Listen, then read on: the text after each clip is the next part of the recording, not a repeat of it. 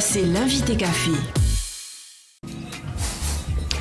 Et il est temps d'accueillir à présent notre invité café en la personne de Diana Yenko, secrétaire générale de la Fédération ANSA Éducation. Bonjour Diana Yenko. Bonjour et je profite de saluer tous les collègues des établissements scolaires. Alors, votre fédération regroupe 11 syndicats en Polynésie, aussi bien dans le premier que dans le second degré, pas seulement le personnel enseignant, nous allons le voir. Alors, autant dire que vous déployez un maillage assez large sur le territoire. Comment se présente cette année scolaire d'après les retours que vous avez déjà de vos troupes sur le terrain ? En fait, depuis la semaine dernière, donc, nous sommes au taquet pour les collègues qui sont déjà en train de préparer la rentrée. Jusqu'à hier, tout se passerait plutôt bien. Donc, je suis très optimiste, avec quelques petits problèmes, je pense, de réglage. Comme chaque année. On n'en parle pas toujours, mais au moment d'aborder cette nouvelle année scolaire, le moral des troupes, autrement dit, des personnels de l'éducation est comment bon, vous diriez ? Pas seulement les enseignants, puisqu'il y a aussi les secrétaires, les surveillants, les infirmières scolaires. Je pense que le climat est bon, il est serein, comme en Polynésie. Nous sommes un peuple très pacifique, donc ça se passe plutôt bien. On a quelques petits problèmes à régler, mais c'est rien comparé à la grande masse. Alors les autorités le clament haut et fort, on l'a vu dans nos journaux, elles veulent faire de la lutte contre le décrochage scolaire une priorité pour cette nouvelle année scolaire. Alors question, selon vous, est-ce qu'on en prend le chemin ? Je pense qu'on est en train de prendre le chemin depuis 2 ans, où on voit vraiment des actions de terrain. Il faut poursuivre. Je pense qu'il faut qu'on fasse preuve d'innovation et il faut qu'on se mette autour d'une table avec les autorités du pays. Alors, autour d'une table, c'est bien. Sur le terrain, c'est peut-être encore mieux parce qu'on parle de déscolarisation, de décrochage scolaire et les chiffres ne sont vraiment pas bons. Tout à fait. Les chiffres ne sont pas bons. Mais je pense qu'il faut qu'on travaille ensemble, les personnels et l'autorité et les parents, puisque en fait c'est une problématique souvent familiale.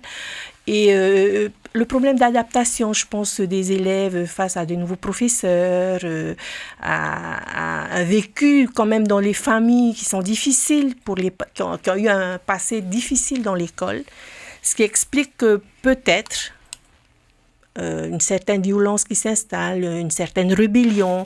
Les enfants aujourd'hui ne subissent plus, ils réagissent. Donc des problèmes qui dépassent le simple cadre scolaire. Tout à fait. Il faut que les personnels soient accompagnés au même titre que les enfants, les élèves que nous avons dans les classes. Alors, Diana Yenko, on parle de déscolarisation, de décrochage scolaire, mais qu'en est-il de l'absentéisme chez les enseignants ? Les chiffres étaient là aussi assez forts. Alors, c'est un problème récurrent et depuis plusieurs années, nous demandons à notre ministre de mettre en place des comités techniques pour qu'on puisse parler avec tous les partenaires médicaux, etc., sur les réelles causes des absentéismes. Vous êtes penché justement sur ces causes, c'est dû à quoi ? Il y a plusieurs causes. Bon, d'abord, les problèmes familiaux qui entrent dans la vie professionnelle, ça, c'est immanquable. Et je pense aussi qu'on a un problème d'adaptation. On n'a plus les mêmes élèves qu'il y a quelques années. Les élèves, des fois, vont beaucoup plus vite qu'un professeur. On a l'impression qu'ils ne nous respectent plus, mais je pense que là, il y a un travail qu'il faut faire. Il faut mettre en place dès la maternelle. Je pense que ce n'est pas qu'un problème du second degré, mais un problème global. Peut-être remettre des disciplines qui ont un peu disparu. C'était le moral qu'on avait à l'époque. Plein de choses que l'on pourrait évoquer dans des groupes de travail et pour pouvoir les mettre en place rapidement. Alors, la ministre de l'Éducation vous aime bien. Elle vous a adressé un joli roman de 18 pages. Alors, qu'est-ce que vous en avez retenu, vous ? Écoutez, moi, je l'ai lu plusieurs fois parce que, bon, c'est vrai, c'est très long, mais c'est très complet. C'est même pour moi un rapport d'activité qu'elle nous a proposé, très complet. 3 axes forts pour lutter contre justement le décrochage, la déscolarisation. J'invite vraiment les collègues à lire du début à la fin, de prendre le temps et de s'informer de tout ce qui a été mis en place, qui parfois ne fait pas la une des journaux, mais c'est dans la lettre de rentrée. Voilà. D'accord, elle vous souhaite la bienvenue, une bonne rentrée scolaire, c'est ça? Oui, elle nous décrit tout ce qu'elle a pu mettre en place depuis son... Voilà. Alors sinon, vos dossiers prioritaires à UNSA Éducation, c'est quoi cette année? Alors cette année, donc moi, c'est la santé des enseignants, je vais corriger, la santé des personnels, enseignants et non enseignants. Ça, je pense que c'est une priorité. Un enseignant en bonne santé peut être un bon enseignant et présent dans les classes. Ensuite, les rythmes scolaires, je pense qu'il est temps qu'on se penche sur les conditions de travail des élèves et des personnels. Puisqu'il faut savoir qu'en Polynésie française, nous avons la journée la plus longue, 6h30 par jour. Et je pense qu'avec le dérèglement climatique, les après-midi sont très, très difficiles. Donc, mais voilà. Ce sont des problématiques récurrentes, hein. Chaque année on en reparle. Vous voulez régler le problème avec l'État, le pays, les deux? Les deux, et les parents d'élèves surtout. Je pense que c'est une problématique de la société civile pour l'intérêt des élèves et l'intérêt des personnels. Je pense qu'on pourra régler une grande partie de cet absentéisme que l'on peut constater malheureusement. Alors vous évoquiez la santé des personnels. Il n'existe toujours pas de visite médicale justement pour le personnel? Malheureusement pas. Nous avons nous-mêmes à nous prendre en charge. La sécurité sociale a mis en place ce qu'on appelle un réseau PASS où les fonctionnaires d'État peuvent contacter cette plateforme, surtout pour des raisons psychologiques, etc. Ils sont guidés ensuite vers un médecin privé ou pas. Mais je pense qu'il y a matière à travailler ensemble avec le pays et l'État sur cette problématique de la santé des personnels. Alors, la question des fournitures scolaires est importante également. Malgré le fait que des kits ont été distribués, ça ne suffit pas.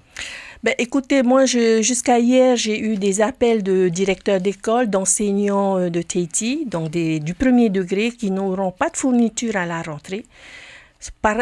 Il paraîtrait que les mairies n'ont pas déposé à temps leurs commandes et donc ils ne savent pas du tout comment ça va se passer sans matériel. C'est à la mairie justement de s'occuper de ce problème? Pour le premier degré, oui, c'est de compétence communale. Et ensuite, alors pour les autres classes, même s'il y a des kits qui ont été distribués, on rappelle? Moi j'ai entendu M. Tepoanuisno hier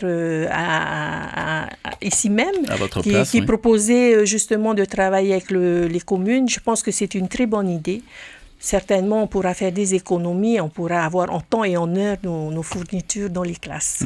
Alors, la retraite des fonctionnaires d'État, ça aussi, c'est un problème qui revient régulièrement. C'est un dossier que je porte depuis 2009. Il y a une réforme qui va se mettre en place, qui a été annoncée cet été. Tout à fait. Et je suis en contact avec notre députée Nicole Sanquer qui a pris à bras le corps ce dossier. Et je pense que ça va dépasser les personnels de l'éducation, ça va concerner tous les fonctionnaires d'État. Oui, c'est un dossier qui me tient à cœur. Alors, lorsqu'on parle de rentrée scolaire, on n'a pas beaucoup parlé de la situation dans les îles. Vous avez des retours aussi?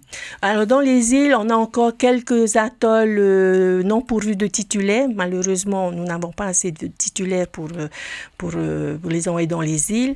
Donc, la DG2E a prévu des remplaçants. Donc, c'est très bien. Ils sont partis. Certains sont déjà sur site. D'autres partiront dans la semaine à cause des problèmes d'avion. En tous les cas, tous les élèves auront un enseignant devant eux. D'accord. Donc, pour nous résumer, Diana Yenko, cette rentrée se présente en tous les cas sous les meilleurs auspices. J'espère aussi, oui, pour moi, ça va bien se passer. Tant que le dialogue social est maintenu, il n'y aura pas de problème. Merci infiniment, Diana Yenko, d'avoir répondu favorablement à notre invitation. Je rappelle que vous êtes la secrétaire générale de la Fédération UNSA Éducation. Merci. Bonne rentrée à tous. C'était l'invité café du lundi au vendredi. Merci à vous de rester à l'écoute de Polynésie, la première radio, 7h20. C'était bien sûr l'invité café, le journal. N'oubliez pas, 7h30 prochain rendez-vous, l'information locale présentée par Carlos Natua. Ce sera le flash en langue tahitienne. Et puis 8h, le prochain flash en langue française. Ce sera donc avec Ibrahim Ahmed Aziz.